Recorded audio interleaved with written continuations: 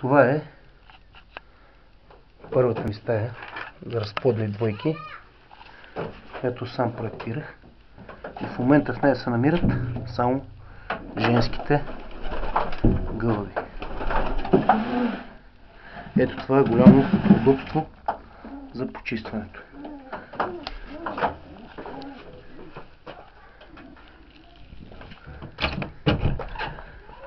Това е втората ми стая за разплод, в която в момента се намират само мъжките птици.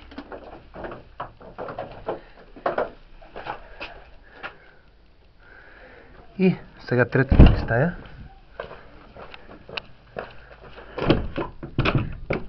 която е само за млади гълъби.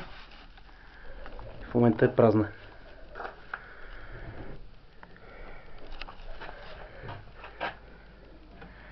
И последното помещение в моя гълъбарник